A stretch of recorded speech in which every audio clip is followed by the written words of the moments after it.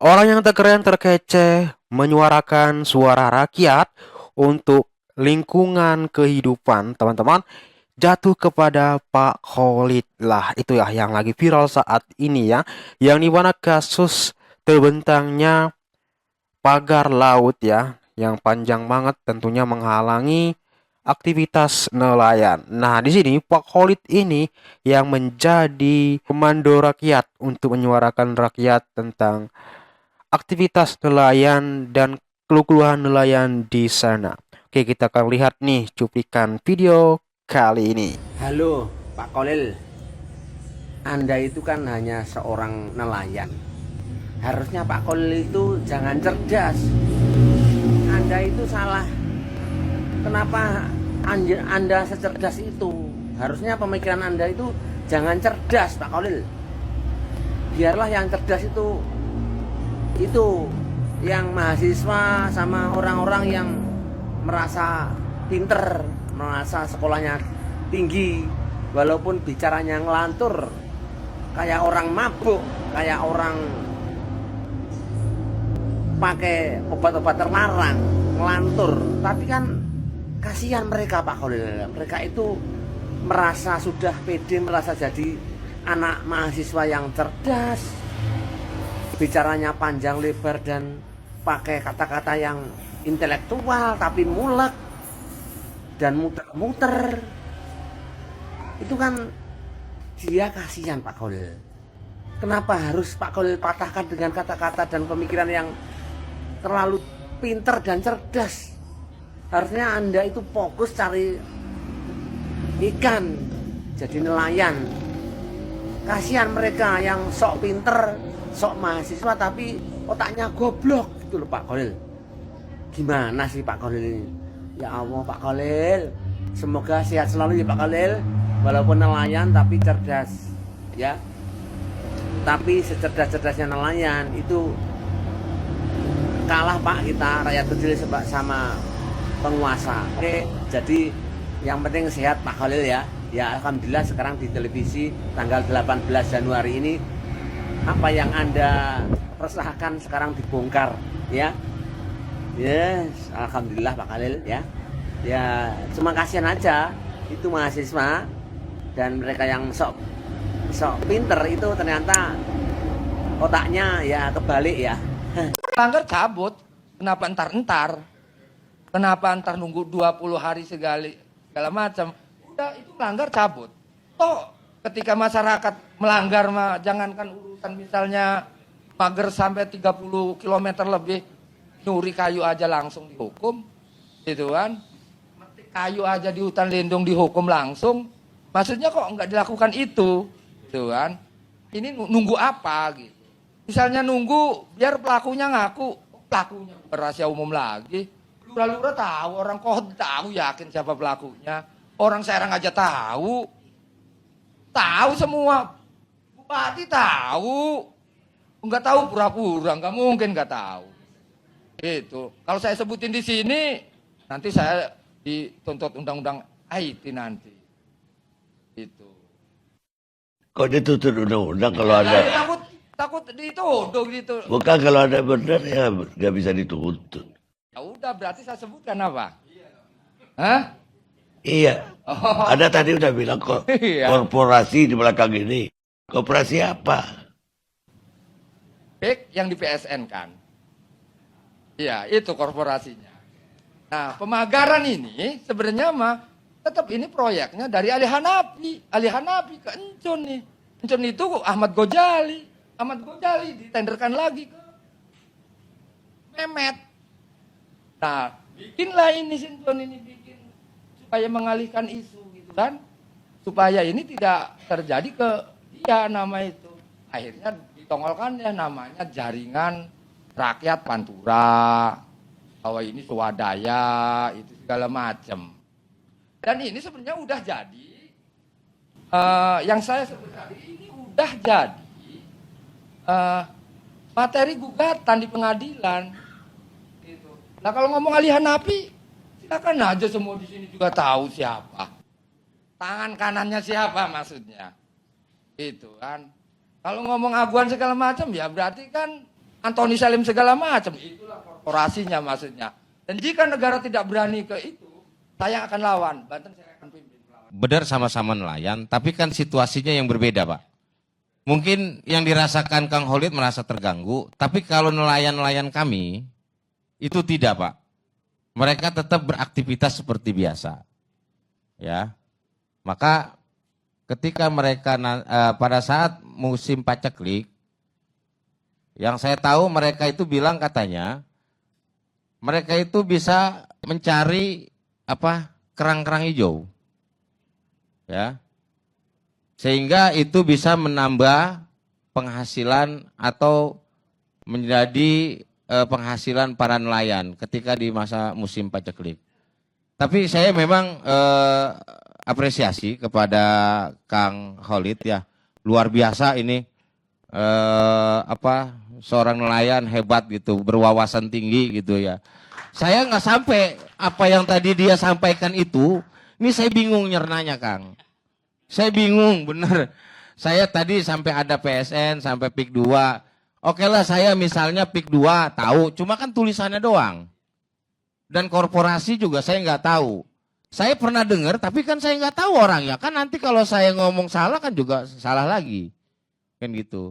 Mungkin kalau untuk sejauh ini Kang Khalid mohon maaf karena mungkin apa yang dirasakan Kang Khalid dan rekan-rekan yang lain dan kami yang ada di Kohot ya juga mungkin nggak sama ya mungkin saya rasa juga kita nggak bisa memukul sama rata ya mungkin nggak semuanya juga apa yang dirasakan Kang Khalid sama dengan teman-teman yang lain dan ini juga kan kita nggak bisa menarik kesimpulan terlebih dahulu Pak kan gitu.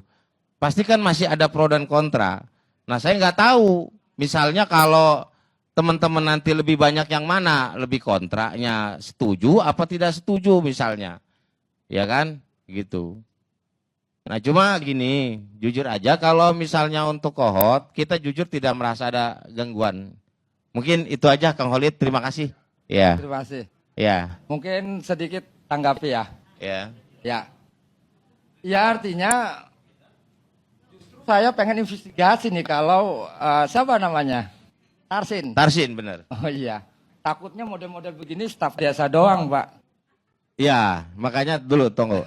Ini perlu. Takutnya. Ya, saya klarifikasi juga, saya klarifikasi ya. Oke, saya klarifikasi. Enggak apa-apa. Ini kita di publik semuanya kita biar terbuka juga. Enggak apa-apa. Mohon maaf, Pak. Enggak apa-apa. Saya juga sama, justru saya yang merasa mewakili orang Kabupaten Tangerang. Kang Khalid saja, ya, orang dari Serang segitu perhatiannya dengan Kabupaten Tangerang. Apalagi kami, warga Tangerang, jelas punya tanggung jawab, ya. Tolong itu. Amin. Terus, kalau terkait saya, mohon izin Kang Khalid ya, kita bersaudara semua di sini. Kalau terkait dengan saya, kan saya dari awal udah bilang, saya mewakili nelayan. Karena pada waktu itu, saya memberitahukan kepada nelayan saya, coba tuh ada konferensi pers. Coba ngomong sono. Waduh, saya takut, kata dia. Waduh, akhirnya karena saya dikonfirmasi, akhirnya saya datang kan. Karena nelayan-nelayan saya takut. Karena nggak biasa. Mohon izin Pak Karni. Jadi karena nggak berani itu, ya udahlah. Saya ngomong, saya waktu itu pun mewakili nelayan. Dan itu pun saya hasil bertanya kepada teman-teman saya, kelompok nelayan yang ada di Kali Cisadane, Kang. Nama kelompoknya. Iya, Nama enggak bukan nama kelompoknya. Apa? Kelompok nelayan Kali Cisadane. Oh, iya. Ya. Maksudnya biar saya ingat itu. Oke. Biar saya main ke Kohot. Ya, nggak apa-apa kita silaturahmi kita tali. Artinya nelayan juga enggak boleh blow on amat. Saya setuju kalau nelayan itu nggak boleh bodoh. Masa Oke, nelayan setuju, bodoh? setuju. Sering banyak makan ikan yang seger-seger kok. Oh ya. Gitu kan. Tapi gini, Kang, ya. Tapi gini, ya. Kebetulan karena saya juga staf desa di pelayanan. Begitu dong, artinya. Iya, makanya kan saya juga perlu mengklarifikasi. Justru tadi sebelum-sebelumnya juga saya diundang oleh ILC ini. Saya terima kasih Pak Karni. Di sini saya mau mengklarifikasi bahwa memang saya selain staf desa, saya juga mengelola kelompok nelayan. Terima kasih, Pak. Ya, Itu jaringan rakyat Pantura itu. betul sekali Pak Karni. Saya nelayan mewakili nelayan Pantura karena saya juga kelompok dari nelayan Pantura. Begini yang Pak ada di Roni, Desa bisa Kawat. saya sedikit ini enggak? Boleh. Kasih masukan tentang pengetahuan itu kan. Seseorang berpikir apapun itu tergantung sumbernya. Ya kan? Kalau sumber pengetahuannya keruh, maka pengetahuannya akan keruh. Sumber pengetahuan yang keruh yang jernih itu tergantung motivasinya. Kalau motivasinya kesementaraan, keterlibatan tentang misalnya staf atau jabatan atau harta atau ketenaran atau apa, dia akan keruh pemikirannya. Karena terganggu dengan kepentingan yang sementara ini. Jernih dan tidaknya pengetahuan itu tergantung dari motivasinya. Kalau motivasinya keabadian, dikarenakan Allah, maka yakin pengetahuannya akan jernih. Dan saya percaya itu.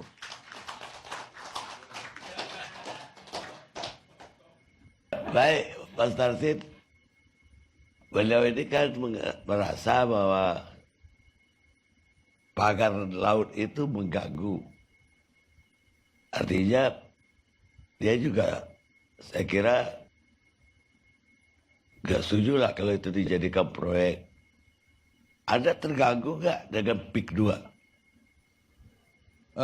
Untuk sejauh ini, kalau saya tidak mengkaitkan ini kepada kegiatan PIK 2, ya. Tapi dengan adanya bambu-bambu yang tadi dimaksud, nelayan kami setelah bertanya, ya, itu tidak terganggu dengan adanya bambu-bambu tadi.